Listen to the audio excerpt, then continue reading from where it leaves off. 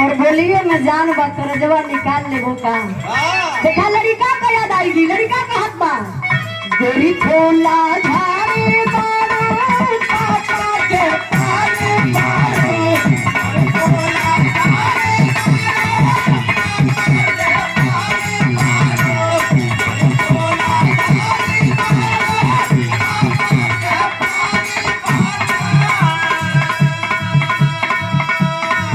गोरी खोला झाड़ी मारो पापा के पानी मारो लगनो पसारे तो पापा लड़ फलाट वाली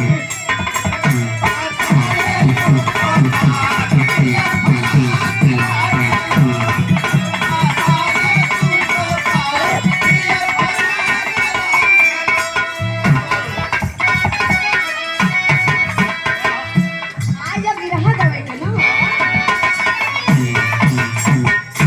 कहाँ खो जात हो मास्टर साहब। देखा ये बढ़ावा मत। अच्छा चली धीरे धीरे भक्ति भजन हो गल, चबैना में चल गल वंदना। 15 मिनट का टाइम आप लोगों से ले, एक छोटा सा प्रसंग आप लोगों के बीच में उपस्थित बा। अच्छा जे भाई चबैना ना पहुँचे बा, जहाँ तक चबैना ना पहुँचल बा ये सामने चबैना बा आके आप लोग प्रसादी ले सकीला। छोटा सा प्रसंग बात और समय का बा। जौने समय भगवान रामचंद्र जी पिंडा दान करने के लिए गए थे। ये पिंडा दान क्यों लोग करते हैं? हमारे गाना हमारे बिरहा का मतलब रही कि आखिर पिंडा दान क्यों जरूरी है। मंच के बगल वाले भैया धीरे धीरे बात रहे। संदीप यादव लटिया के धरती से सम्मान के लिए 100 रुपए का पुरस्कार, बहुत बहुत प्रणाम। जरा 4 लाइन पर ध्यान दे दिएगा आप लोग। कवि जी बड़ी ऊंची लाइन लिखत हो मास्टर साहब, क्या लिखत हो?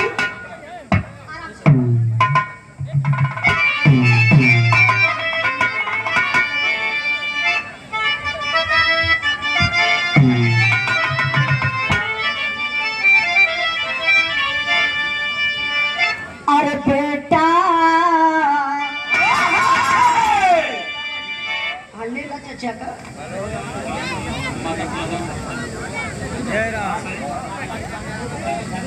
अरे वाह, बोकारो झारखंड से माता प्रसाद यादव, बोकारो झारखंड, जहाँ मान का कई बार बिरहा भई बा। बोकारो स्टील प्लांट जोन बा, स्टील प्लांट में कई बार अमान प्रोग्राम करले बनी। बड़ा दूर से आप चल के आई बने। 200 रुपए का पुरस्कार देके आप सम्मान के लिए आपके चरणों में बहुत बहुत प्रणाम, आशीर्वाद का जा रही। अच्छा ही जो हम दावत बनी साफ फरियाद था भैया, क्लियर होता आप लोगों ने सुना था साफ ना? चला अब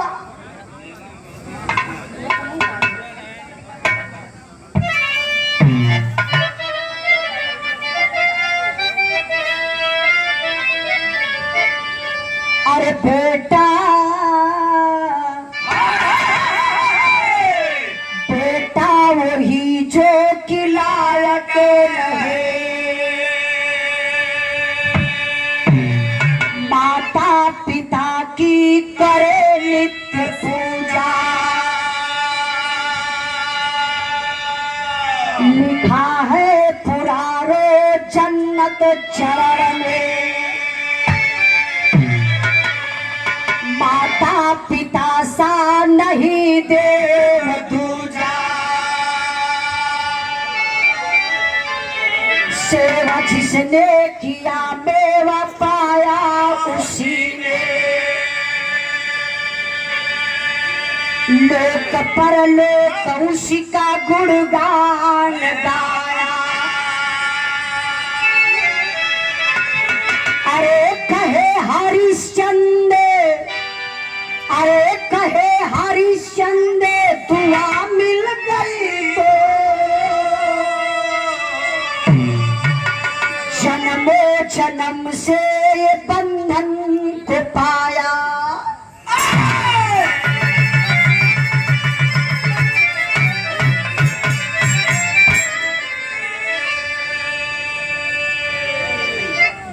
के सुनने वाले भैया बाबू जरा गौर करेंगे। बेटा का मतलब क्या होला? बेटा वही जो कि लायक रहे, करे नित्य माता पिता की ओ पूजा। बेटवा 4 प्रकार का होला। भैया भैया भैया थोड़ा सा हल्ला न रहे वीरन, हल्ला करे वालों तो बतिया ना समझ पाई बा। बेटवा धरती पर 4 प्रकार का होवन, और लायक नालायक पूत सपूत कपूत। पूत सपूत कपूत 3 प्रकार का बेटवा। पूत का मतलब वो होला जो बाप को प्रॉपर्टी बचाए ले, वो पूत वगैरह फलाने का बेटवा, फलाने का पूत। और जब बाप को बनावल संपत्ति बेच दे, वह सपूत बेटा। हाँ तोरे मती वो है कपूत बेटवा बा। लेकिन सपूत बेटवा वो बा जो बाप के बनौले से 4 गुना बेसी बना दे, ओके सपूत बेटा कहल जाला। आज का जमाना बा कुछ लड़का तो ऐसा हुआ बियाह हो जात हो, दूसरे के घर का आ जाती हो, जानत हुआ का करत हो, माई बाप के थे कोठरी का वो बरदौरी दे देत हो। अपने मोटरसाइकिल पे बैठा के दिन भर मेहरारू के घुमाई है, लेकिन माई बाप बेचारी बुढ़िया बुढ़वा कल्पत रह जाइए, एक लोटा पनियो न मिली। अब इन मदर डे रहा है, मदर डे सब मनौले फेसबुक पर सब पोस्ट करत रहा है, लेकिन मैं आप लोगों से पूछना चाहती हूँ कि मदर डे सभी लोग मना रहे हैं, लेकिन वो माँ कौन है जो वृद्धाश्रम में पड़ी है? उन माँ का कौन ख्याल रखेगा? इसलिए मैं आप लोगों से कहना चाहती हूँ, अहम भूमिका इस धरती पर अपने माता पिता का है, जिसकी देन है कि हम यहाँ तक आए और आप लोग यहाँ तक बैठ करके विरहा सुन रहे हैं, इस पूरे संसार को आप लोग देख रहे हैं, ये माता पिता की देन है। इसलिए मैं आप लोगों से बताना चाहती हूँ। अब मास्टर साहब,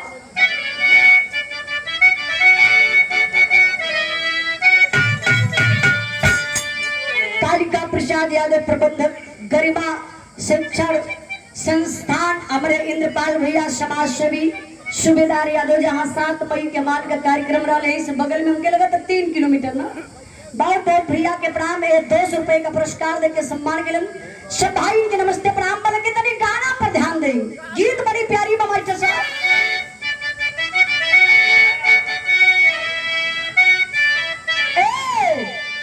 अवध रसिया तो जाए न देगा,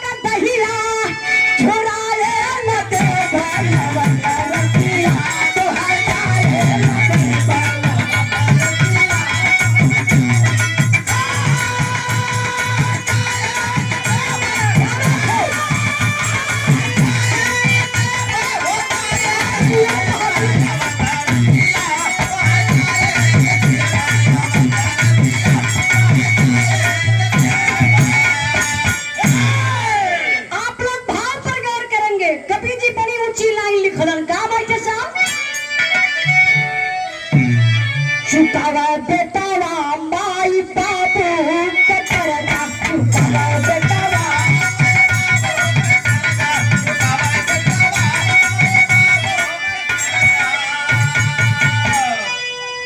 अरे होला भगवान से भी, अरे होला भगवान से भी चकरवा चदर जा, चुकावा बेटावा माई बाबू कटरना, चुकावा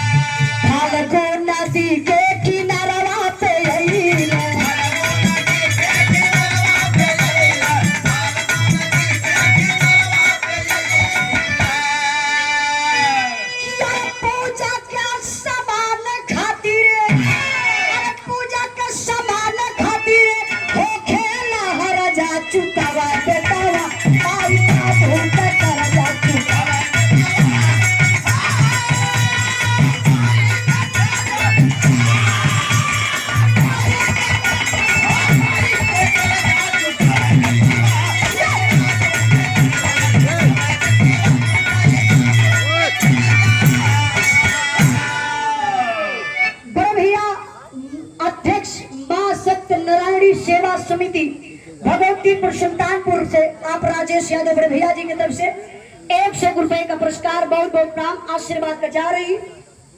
मंगल नहीं, तू मंगल ना भैया, तू शिव मोहन यादव छोटू भगवतीपुर दक्षिण से आपके तरफ से 100 रुपए का पुरस्कार, आपके चरणों में बहुत बहुत प्रणाम, आशीर्वाद के जा रही। और देखिए सम्मान के श्री प्रमुख लिखले हुआ श्री प्रमुख शुक्ला बाबा गोपालपुर सुल्तानपुरी, आपके तरफ से 100 रुपए का पुरस्कार, इस गायकी के ऊपर खुश होकर के बहुत बहुत आपके प्रणाम, सब भाई के नमस्ते प्रणाम। जरा गौर करेंगे बाबू, बात तो इस समय कमा भगवान रामचंद्र जी के वनवास हो गई हो, साथ में सीता माता लक्ष्मण जी गईलन, वही शौक में भैया थोड़ा से आप लोग दूरे हट जा, देखा हाँ थोड़ा सा तो हाँ हटा देती, आप लोग घबराई मत। ए देखी कन्हैया लाल यादव कसईपुर के धरती से 100 रुपए का पुरस्कार देके आप सम्मान के लिए बहुत बहुत प्रणाम। जरा गौर करेंगे बाबू, भगवान रामचंद्र जी के जब वनवास हो गए, वही शोक में भगवान रामचंद्र जी के पिता राजा दशरथ जी को मौत हो गई। जब मौत हो गई बाबू, तो ये आत्मा चाहे आपको हो चाहे कोई भी इंसान को हो, ये आत्मा भटकेले, आत्मा के सही स्थान जब तक ना मिलेला तब तक ये आत्मा भटकेले बाबू। एक बार भगवान रामचंद्र जी सूतल रहलन, आकर के राजा दशरथ का आत्मा बोलन, बेटा मेरी आत्मा इस दुनिया में भटक रही है, पिंडा दान करके हमारी आत्मा को बेटा शांति दे दे। भगवान रामचंद्र जी का नींद टूटल, सीता मैया से कलन की, आज सपना में पिताजी आई ललन, पिताजी का आत्मा भटकत बा, पिंडा दान करे कोई आत्मा के तबे शांति मिली, तबे बढ़िया स्थान मिली, नहीं तो पिताजी का आत्मा भटकत रह जाई तो ये बेटा के नरक हो जाई। सीता जी के साथ मिलल भगवान राम, चल दल फाल्गु नदी, जहाँ बाबूजी राम खिलावन जी गए, आपको पता होगा कालिका भैया, फाल्गु नदी जो गया में बिहार में पड़ती है, गया बोध जहाँ बिहार में फाल्गु नदी के किनारे पहुंचलन भगवान रामचंद्र जी, सीता मैया से कहले कि आप कहीं बैठा, हम जाते ही पूजा का सामग्री लेके आईला।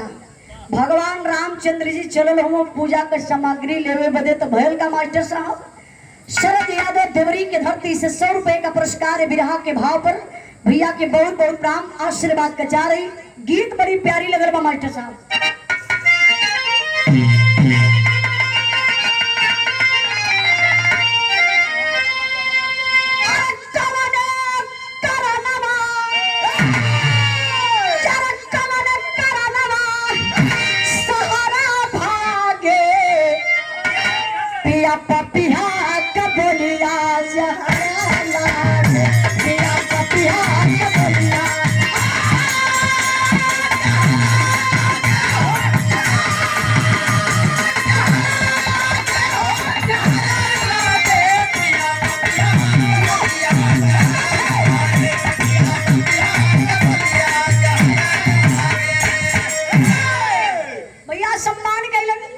चौधरी मनोहर लाल यादव रामनगर चौराहा से अभिया कला से आपके तरफ से 151 रुपए का पुरस्कार, भैया के बहुत बहुत प्रणाम।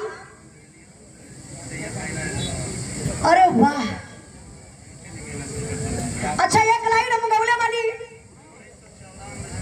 1994 में जब अपने उत्तर प्रदेश के महान मुखिया, महान दाता जो आज हम सब के बीच में उपस्थित नहीं है बाबू, इस दुनिया को छोड़ करके चले गए माननीय नेताजी धरती पुत्र माननीय मुलायम सिंह यादव जी, नेताजी के श्रद्धांजलि में हम एक लाइन गौले रही, माई बोला भैया गाना के साथ बजावत भी रहा। इंद्रपाल भैया, कालिका भैया, माननीय मुलायम सिंह यादव जी, चीन के बॉर्डर पर कार्यक्रम लगा था, उस कार्यक्रम को पहुंचे नेताजी।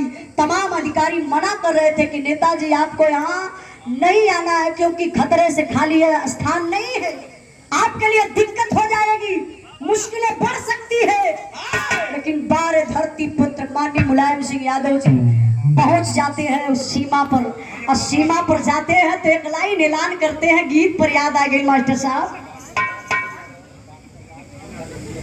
डॉक्टर राम फूल यादव जीएपुर के धरती से सम्मान के लिए 101 रुपए का पुरस्कार देके बहुत बहुत नाम आशीर्वाद का जा रही, और 200 रुपए का पुरस्कार हमारे बड़े भैया कालिका प्रसाद यादव और इंद्रपाल भैया का जोड़ी बड़ी बढ़िया बार राम लक्ष्मण का देखा। अच्छा कालिका भैया कही गई हम बहुत आप लोगों के कर्जा तक तो पायल बनी। हमारे घरे चाहे कोनो भी पर्व पड़ेला, चाहे कोनो भी अमान फंक्शन रखीला, शादी विवाह पड़ेला, तो हमरे भी शादी में भैया लोग गए न्योता में सुल्तानपुर से आजमगढ़ गए, लेकिन भैया के घरे शादी पड़ल तो शायद हम ना पहुंच पाए। तो सब चलाक हो अपने पैसा ले ले दूसरे के ना दे। नहीं भैया ऐसा बात नहीं, कार्यक्रम देखिए डेली जब चलत रहा ना, आइले के बाद खाली चारपाई लोग फैला। क्षमा आप क्षमा करे हैं, कबो न कबो पहुंचल जाई जया लिखल रही। ये देखे आप रामदेव यादव फौजी कल्पी के धरती से, जो हमारे हिंदुस्तान के फौजी जवान हैं, जो इस देश के कर्णधार हैं, भैया के बहुत बहुत प्राम 101 रुपए का पुरस्कार। आप लोग रियल के हीरो होते हैं। नेता पुकारेला कि हम देश के, अच्छा ये भी नहीं हट जाए, अरे तनी चाचा देखते हो सुनते हो। रमेश यादव, कालिका प्रसाद यादव, इंद्रपाल यादव, बड़े भैया जी की तरफ से 100 रुपए का पुरस्कार। एक लाइन नेताजी बने हम बोले बनी कौन मास्टर साहब?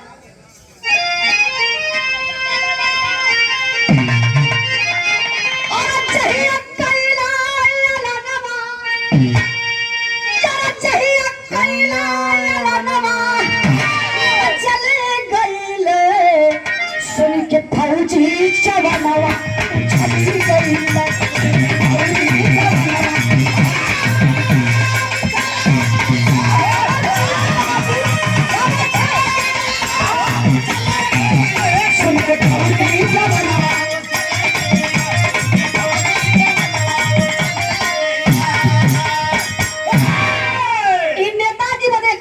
भैया का मेरे फरमाइश विराल जहाँ जहाँ मौका मिली लहा देवल करो। ये देखिए सम्मान के लिए नंदलाल यादव एडवोकेट साहब, माई सरस्वती आपके कलम पर हमेशा हाथ रख ले रहे हैं। को मुकदमा फरियाए ना पावे बझल नहीं लोग का कमाई हुई। बहुत बहुत भैया के बड़ा में 101 रुपए का पुरस्कार देके सम्मान के।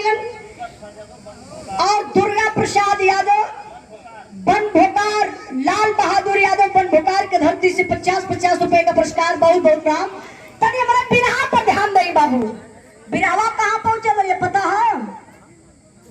भुला गिला लगा चबैना में ये तो कष्ट उजाला के देते हैं लोग। चबैना में ऐसा ना कि बिरहा भुला जा। भगवान रामचंद्र जी पिंडा दान करे बदे पहुंच गए हो। अब क्या करी भैया, जे मोबाइल लगोले आपका मोबाइल गिर गई, लगा लो के चैनल वाला भाई इतना बेरहमी से काम करवा। हमें हर खड़ा इला आपको मोबाइल हर खींचे थी। अच्छा गौर करेंगे, बिरहा का मतलब होला कहानी। आप लोग कहानी समझ ले, हमारे गायब तर जाइए। क्या बात है। राम आश्रय यादव फौजी जमगढ़ी के धरती से सम्मान के लिए भैया 100 रुपए का पुरस्कार देके बहुत बहुत प्रणाम। गौर करेंगे बाबू, भगवान रामचंद्र जी सीता जी पहुंच गए फाल्गु नदी मतलब बिहार में, पिंडा दान करे बदे राजा दशरथ की आत्मा के शांति के लिए। ऐसे भगवान राम फाल्गु नदी के किनारे सीता मैया के बैठाई के अपने चल गए पूजा का सामग्री आने बदे, तबले गजब हो गए। अच्छा गजब का भला समझत हो लोग ना, ऐसा हाथ उठ करो तब जानी फरियाद था ना जवन गावत थैला। देखा कष्ट ही बा, धूप में आप लोग बैठत हुआ दुख हमके होता। हम सोचत थैला कहानियां आप लोग समझ लेबा तो कहवा आई लगते उजलवा गौलस समझ में आयल। अब धूपियों लगे कहानियों ना समझ ले तब तक गाय बेकार हो जाएगी ना। तो देखिए भगवान राम गए हुआ जब सामान आने बदे तो आवाज आई जौने के सुन के सीता मैया डरा गई। वो आवाज के करबा कैसन मास्टर साहब? रामपाल यादव ग्राम प्रधान धनिया मऊ के धरती से, धरिया मऊ धनिया मऊ तो आज अच्छा धरिया मऊ और धरिया धरिया मऊ से सम्मान के लिए भैया की तरफ से 151 रुपए का पुरस्कार बहुत बहुत प्राप्त। तनी बिरहा पर ध्यान दे मास्टर साहब बाबा।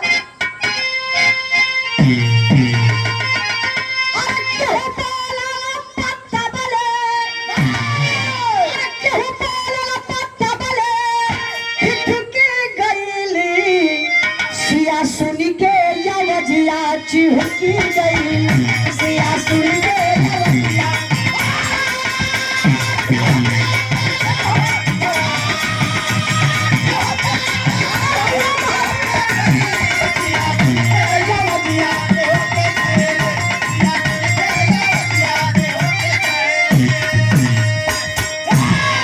अरे दशरथ का या तमाम बोलल बाप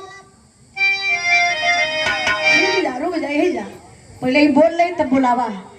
की बंसराज नैना यादव भगवतीपुर दक्षिण के धरती से सम्मान के लिए 100 रुपए का पुरस्कार देकर सब भाई के नमस्ते प्रणाम लगी कहना है। अरे दशरथ का या तबा बोलल बाप बचनी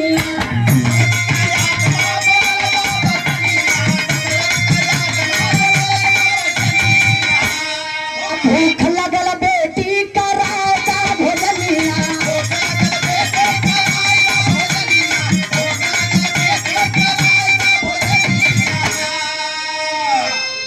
शंका जानकी के दिलवा में शंका जानकी के दिलवा में होके गई सिया सुन के यवनी सिया सुन के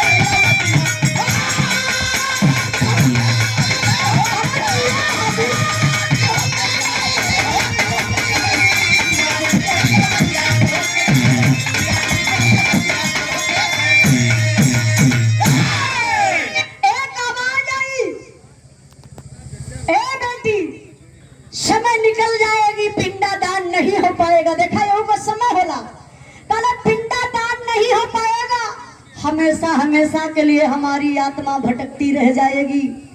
सिया जी घबराई गई ये आवाज कहाँ से आ रही है कौन आवाज दे रहा है। आकाशवाणी होती है राजा दशरथ की वो आत्मा बोलती है कि बेटा जल्दी से पिंडादान कर दो। सीता जी सवाल कर ली कि हाय राम हम पिंडा दनवाई करी कैसे कोई फाल्गु नदी में से कोई इतना ऐसे हाथ आयल जे भाई गेल हुई आप लोगों के पता हुई ऐसे हाथ निकल फिर सीता जी कली अब का करी आवाज आई राजा दशरथ की आत्मा बोली बेटा कुछ नहीं तो कुछ वही से बलुए के मुट्ठी बनाई के हथवा पर रख दा पिंडा दान हो जाई। सीता मैया कैली का वही से मुट्ठा से निकलली बालू ऐसे पिंडी बनौली अब पिंडी बनाई के हथवा पर रख डाली हथवा पे रखली हाथ समाय गल जौन आवाज होत रहलू आवाज भी बंद हो गई।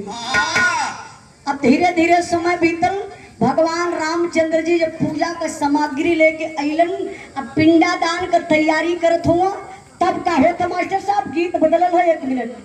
Parasnath Yadav post office Chada branch manager साहब जी की तरफ से 100 रुपए का पुरस्कार है। विरह के भाव पर आपके चरणों में बहुत बहुत प्रणाम आशीर्वाद के चारे कहना है क्या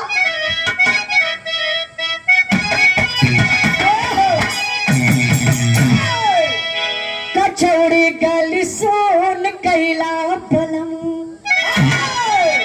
मिर्जापुर के कैला गोला कचौड़ी गली सोन कैला पलम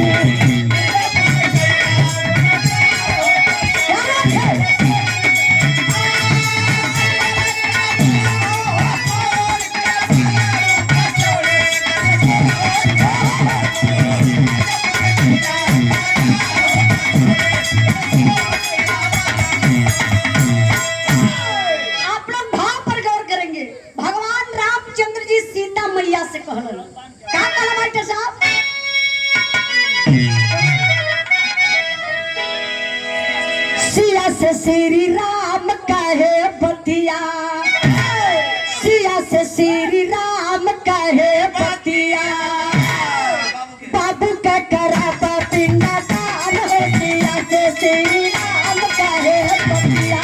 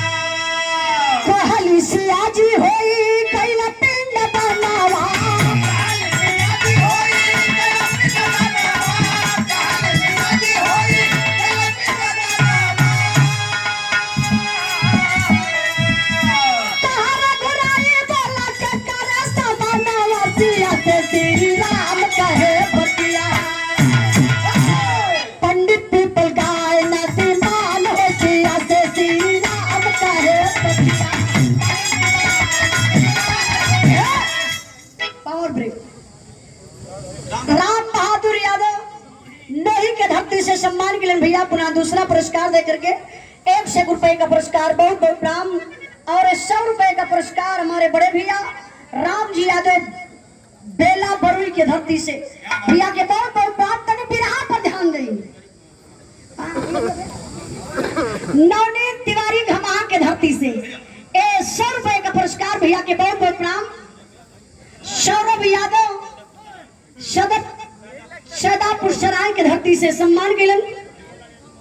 और भैया लाल यादव नही के धरती से, भैया बड़ा मेहनत करत हुआ, माई सरस्वती करे यही लगनिए में, अगर बियाह न भल हो तो हो जाए, बियाह भल हो तो जनवरी जाते थे इसलिए दू ठीक सारा करत हुआ, दू बियाह न कैले हो कौनो बात ना। आजकल तो देखत हुआ सबई बियाह करे थे। बिरहा गवैया बढ़ोतन कर लेत हम। हां सबई गलत है तो क्या करेंगे? सुदाई राम यादव देखा का कइलो बियाह कहलाना है के बियाह कहला सुदाई राम यादव। अच्छा भैया हम के ना जानकारी हो। 20 साल के मेहरा उसके 51 रुपए का पुरस्कार शीतला प्रसाद पथरा के धरती से, बहुत बहुत प्राप्त। तनी बिरहा पर ध्यान दई। भगवान राम का हाथ हुआ का डॉक्टर साहब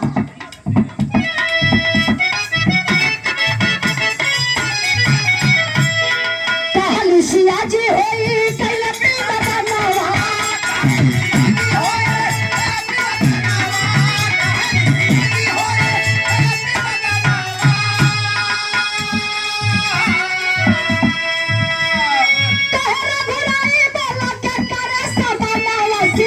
तेरी नाम कहे पतिया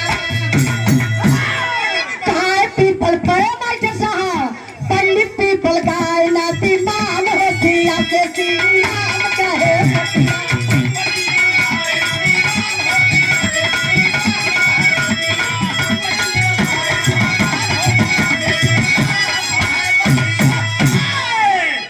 सम्मान के लिए भैया आदर्श यादव शेखपुर पांडे बाबा, बहुत बहुत भैया के प्राण 51 रुपए का पुरस्कार। भगवान राम कलय की चला हो, अब बापूजी का पिंडा दान कर दी, सब सामग्री पूजा कया गई। सीता जी कहली अरे पति देव प्रभु जी हम तो पिंडा दान कर दली।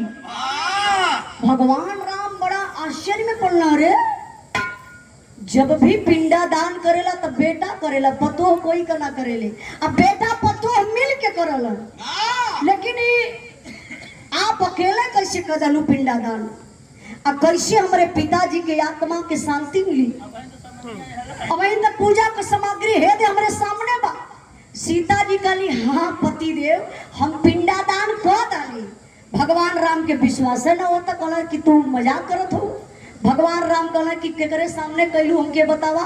सीता जी कहली कि देखा ई गाय माता, ई नदी, ई पीपल, आई पंडित जी, काली यही लोगन के सामने हम पिंडा दान कैली। अगर विश्वास ना बा तो चल के पूछला। भगवान राम पूछे चलल हो तब का भेल मास्टर साहब।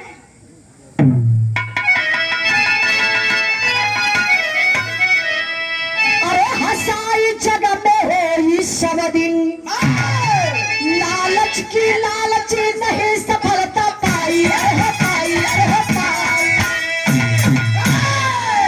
हसाई जग में हो सब दिन, लालच की लालचा नहीं सफलता पाई। लालच में पड़ गई ललू, अब लालच में पड़त के बा मास्टर साहब पापट कलाइन बा।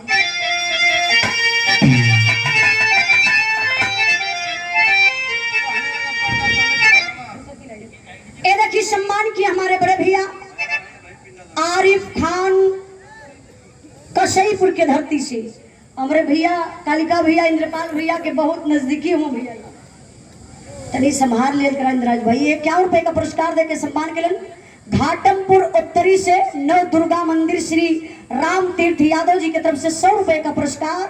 भैया के बहुत बहुत प्राण आशीर्वाद का जा रही, लेकिन लालच में क्या पड़ल बा हमारा बिरहा कई पापट करे मास्टर साहब।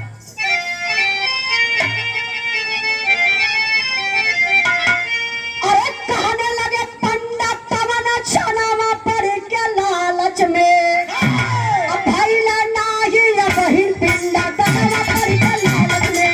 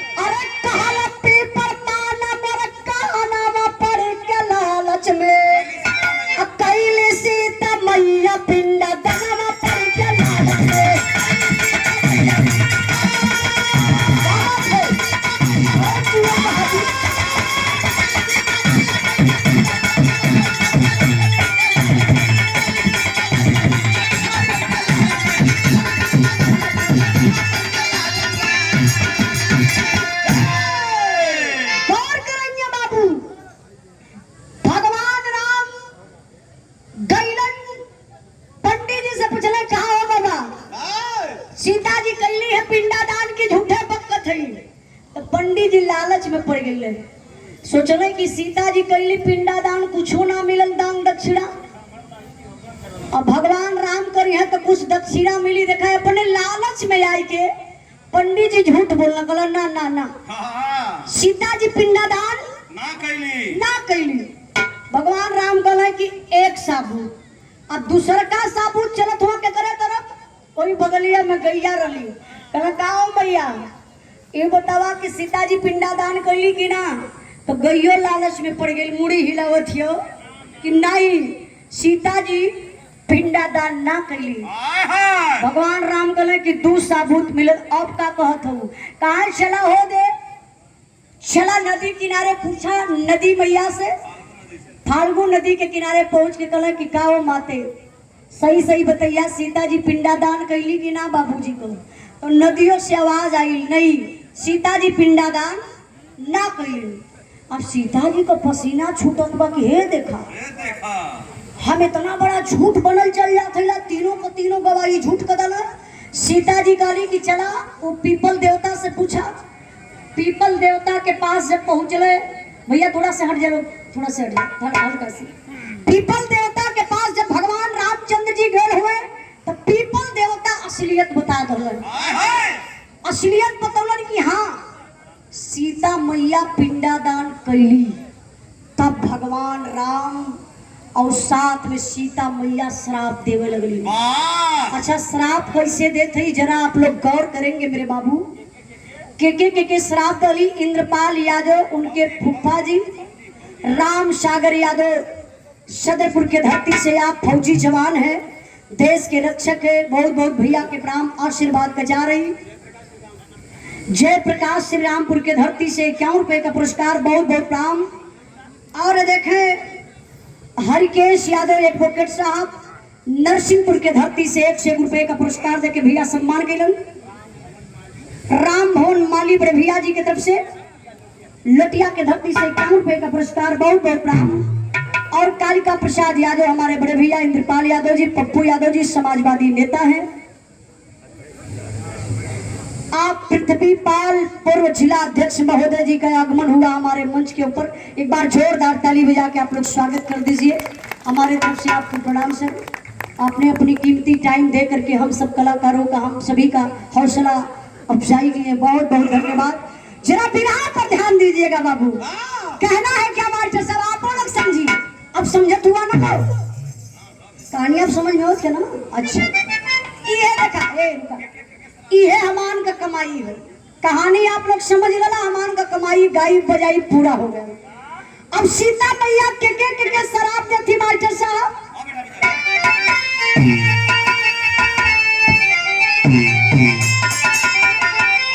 अरे धन्य रे ललचिया जवान कुछ भी करावे भैया।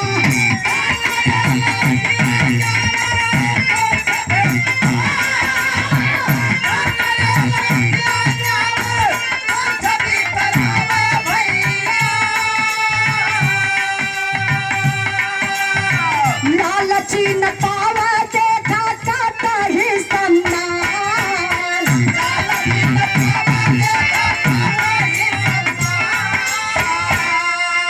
लालच में गवाही तीनों झूठ कही दिहला बाबू।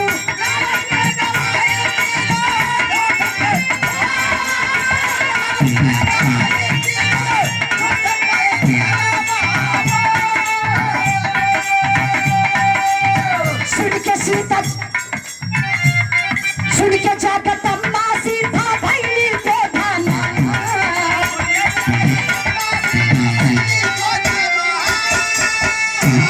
और पन्ना के सारा पावा सो नवली महलला बाबू।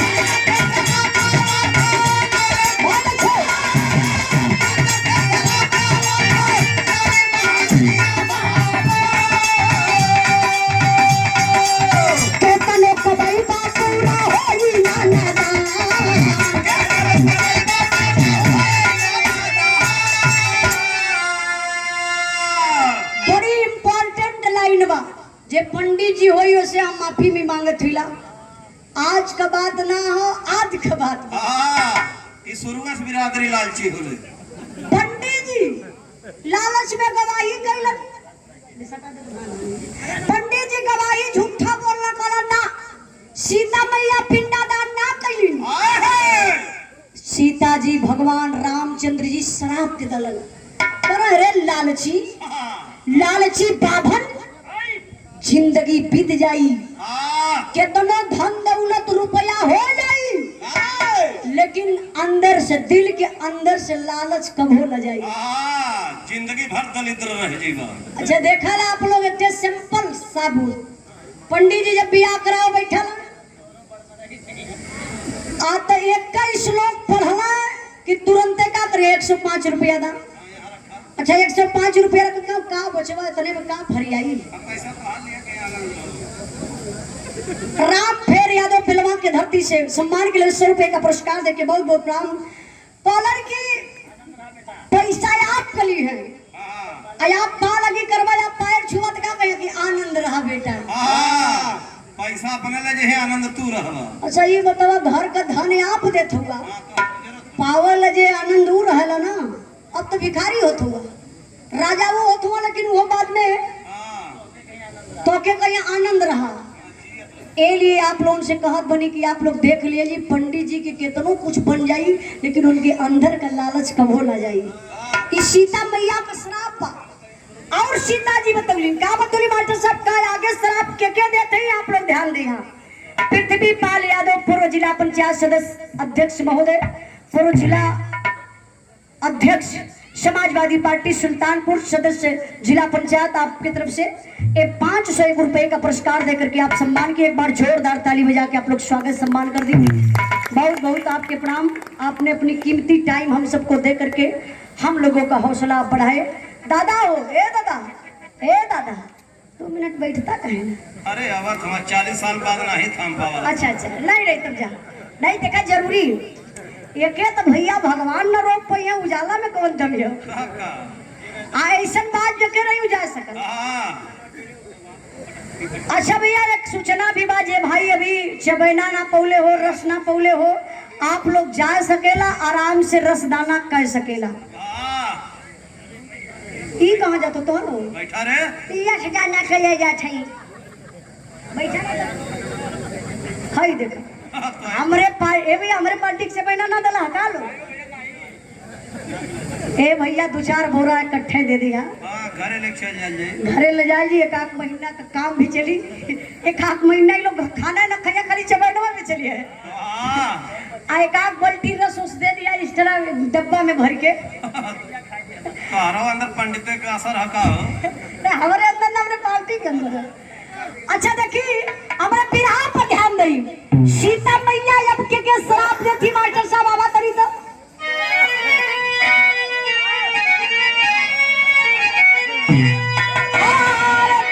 ए भैया तरी से हट जाया। अब चाचा केहू ना आई 2 मिनट का बात और बजाएगा खड़ा रहा। ए भैया जानत हुआ तनी छाह बना यही से लोग तनी बैठल हुआ।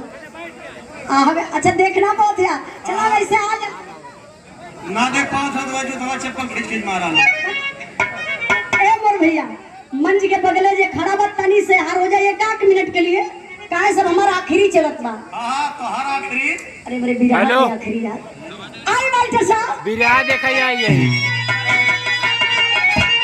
हां अरे नदिया से कहली हरदा अरे यार बाटी का बोला हां वीडियो कॉलिंग कर वीडियो कॉलिंग।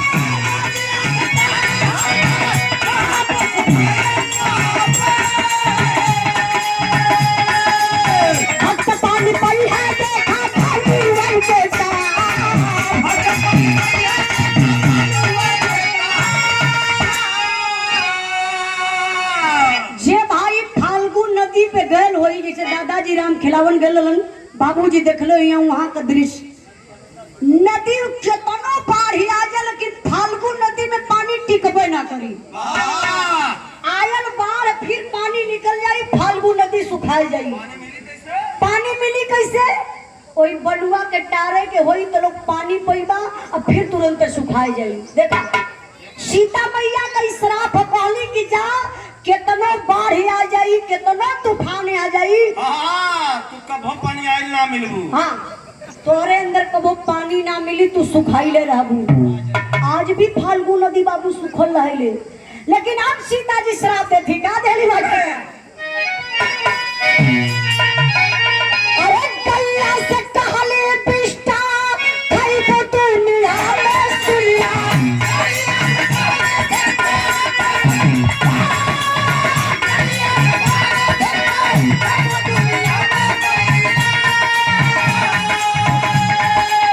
छुपावा के बोल कहू हमर अपना।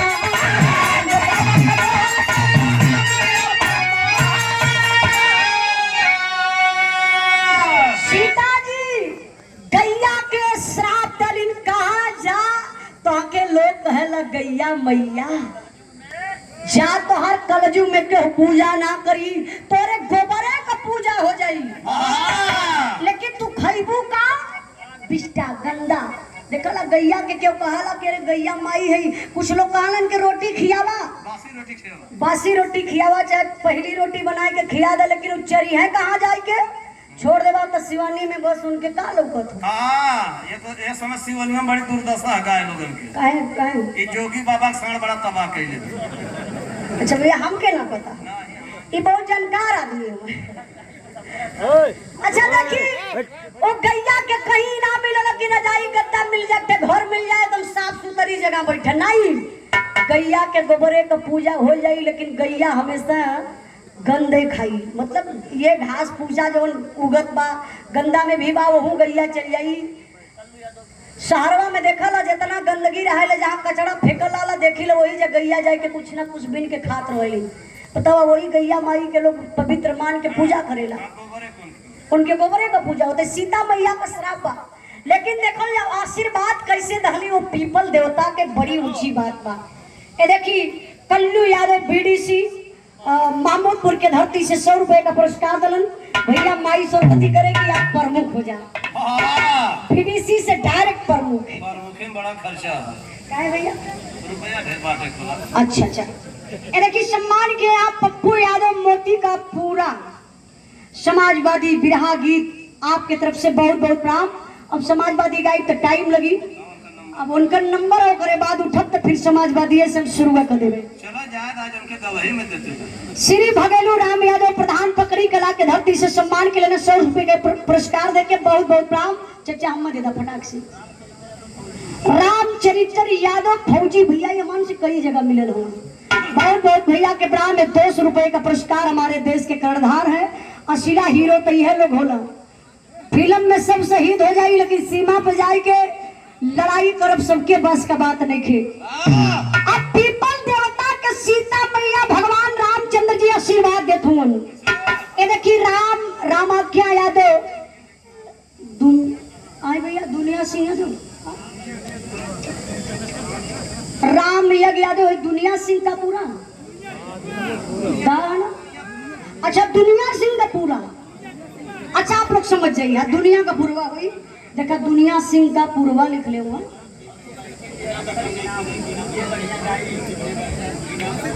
अच्छा चलो हो जाइए। सम्मान के लिए 200 रुपए का पुरस्कार देके बहुत बहुत भैया के प्रणाम। दिनेश चंद्रपाल राजा पट्टी से सब भाई के प्रणाम। हमारा गीत का आखिरी लाइन बा कहना का मर चर्चा बाबा उठा के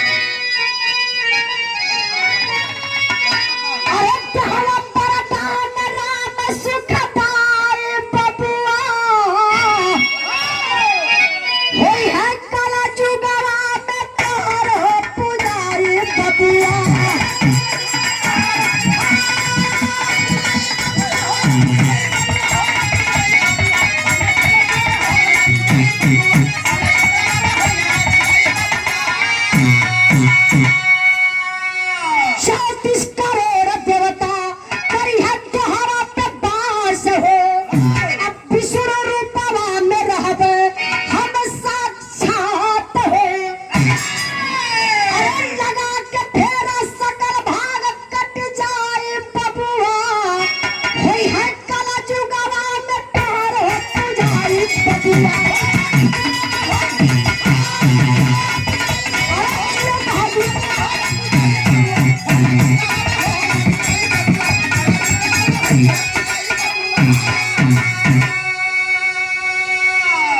ऊंची बात है, इस बात को आप लोग ध्यान से सुनिएगा। भगवान राम और पीपल देवता के आशीर्वाद देना कहना जा हमेशा एकदम हरा भरा रहबा, खुशहाल रहबा। आप लोग देखेला कितनो आंधी तूफान आ जाए, अगर पीपल टूटू के गिर गए तो सुखल नहीं, कहीं ना कहीं से पकड़ लेला। ई भगवान राम और सीता जी का आशीर्वाद लगल बा पीपल देवता के। कहला कि इतने ना 34 करोड़ देवी देवता तोहरे ऊपर दास करी है। एक बेरा में जे फेरा लगाई के, अक्सर आप लोग देखेला पीपरे में धागा का फेरा लगाई के लोग बांधेला। कहला 34 करोड़ देवी देवता का पूजा हो जाई, एक बार फेरा लगा के धागा के बांधा। इतने ना शनि देवता भी तुम्हारे पर सवार रही हन। जे शनिवार के दीपक जला के वहाँ पूजा करी, वहू का कष्ट दूर हो जाई।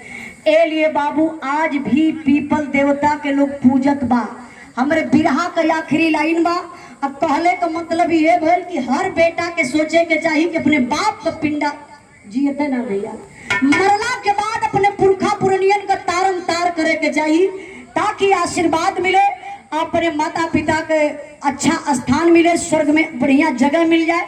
पंकज यादव मदया समाजवादी पार्टी के आप नेता हैं। बड़े भैया जी की तरफ से 100 रुपए का पुरस्कार। डॉक्टर परशुराम यादव आप लम्हुआ के धरती से, और ओम रामा मेडिकल स्टोर लम्हुआ के धरती से सम्मान के लिए 200 रुपए का पुरस्कार देके बहुत बहुत प्राण। मेरे गीत के आखिरी लाइन में जे भाई चबैना ना पौले बा, प्रेम से जाए के सामने चबैना मिलत बा, सामने रसमी व्यवस्था बा, आप लोग कर सकीला। बहुत बहुत आप लोगन के धन्यवाद। हमके लगत बा कि एकदम गर्मी से लोग तबाह हुए, लेकिन फिर भी आप लोग सम्मान करत है। हम चाहत बानी कि एक बार आप लोग अपने बदे जोरदार ताली बजा के अपन स्वागत कर दी। जोरदार ताली हो जाए, कम से कम हौसला हमके मिले कि आप लोग खुश होगा कि गर्मी इतना तबाह करत बा। ये देखिए सम्मान की हमारे बड़े भैया बिरहा के आखिरी भाव पर कारिका प्रसाद यादव प्रबंधक गरिमा शिक्षक संस्थान हमारे इंद्रपाल भैया की तरफ से जोड़ी राम लक्ष्मण का बनल है, हमेशा हमेशा के लिए हमारे धर्म के भैया है। खाली सीता के चक्कर में मत रह लो। बहुत बहुत प्राण कहना है मालिका बा।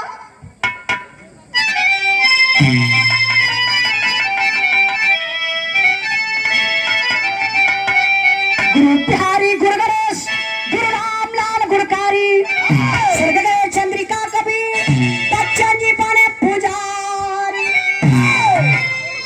अरे हसाई जगह में हो इस सब दिन उजाला प्यारे लाल छरिहाना सच्चाई। हसाई जगह में हो इस सब दिन।